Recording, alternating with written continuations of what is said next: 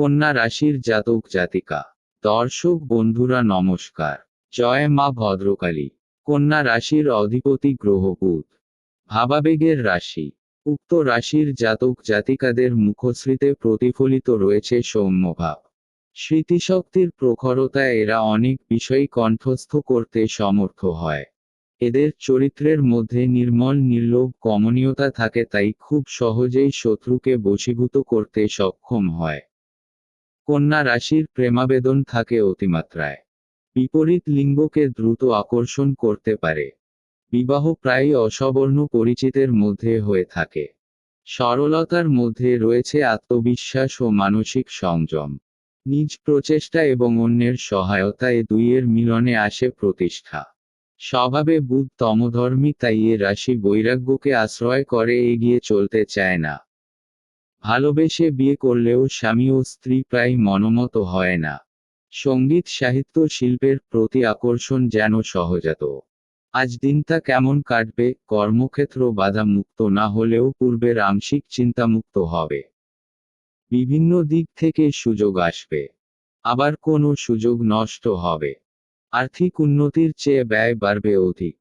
আত্মীয়ের সাথে মনোমালিন্য, কোনো ছোট ঘটনা মানসিক শান্তি নষ্ট করবে। গুণী ব্যক্তির সাহায্য লাভ, কোনো গুণের জন্য সম্মানিত হবেন। আত্মীয় কিংবা বন্ধু গৃহে বেড়াতে যাবেন। শারীরিক আমেজ নষ্ট হবে। প্রেমিক প্রেমিকাদের মানসিক শান্তির অভাব থাকবে, তবে প্রীতির সম্পর্ক মধুর হয়ে উঠবে। প্রতিদিন সারাদিনের মধ্যে মাঝে মাঝে কিছুটা ভালো সময় থাকে, যে সময়টা শুভকাজের পক্ষে শুভদায়ক। সেই সময়ের মধ্যে শুভকাজ করলে শুভই হবে, একথা জোর দিয়ে বলা যায় না।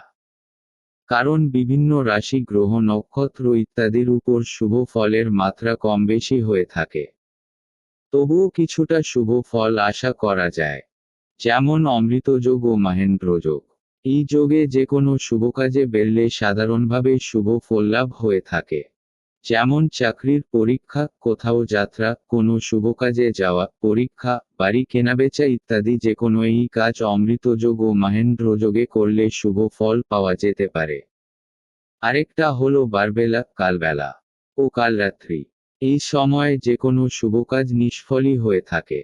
সুতরাং আনুমানিক সময় ধরে কাজ করলে ভালো ফল আশা করা যেতে পারে। এখানে যে প্রতিকারগুলি রাশি অনুযায়ী করা হল তা শুধুমাত্র 1 বছরের জন্য। প্রতিকারগুলি আমার মনোগ্রা কোনো কথা নয়। বিভিন্ন সময়ে ভারতের নানা প্রান্তে ভ্রমণকালীন পথচলতি সাধুসঙ্গের সময় লোক কল্যাণে সাধুদের বলা প্রতিকারগুলি এখানে করা হল। কি করলে একটু ভালো থাকবেন? সম্ভব হলে প্রতি শনিবার নোটা সাদা ফুল, টগর বাদে আর কলা বাদে একটা ফল যে কোনো প্রতিষ্ঠা কালী মন্দিরে সকাল থেকে রাতের মধ্যে যখন সময় পাবেন দক্ষিণা সমেত দিয়ে চলে আসুন। কাজটা সমানে করতে থাকুন। সংসার ও প্রতিষ্ঠা জীবনের সার্বিক কল্যাণ তো হবেই, দেহমনের অনেক স্বস্তি আসবে। কি রঙের পোশাক পরবেন? কন্যা রাশির জাতক জাতিকাদের জন্য হালকা আকাশী, হালকা সবুজ, হালকা হলুদ আর সাদা পোশাক অত্যন্ত শুভদায়ক। বাড়িঘরের রঙের মধ্যে থেকে একটা পছন্দ করতে পারেন। এবার ব্যক্তিগত রাশি অনুসারে ফল কতটা মিলবে সে বিষয়টি খোলসা করে বলা যাক।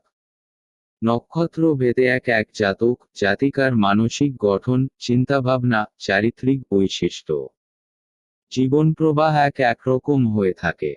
এর সঙ্গে থাকে জন্মকালীন রাশিচক্রে শুভাশুভ গ্রহের অবস্থান।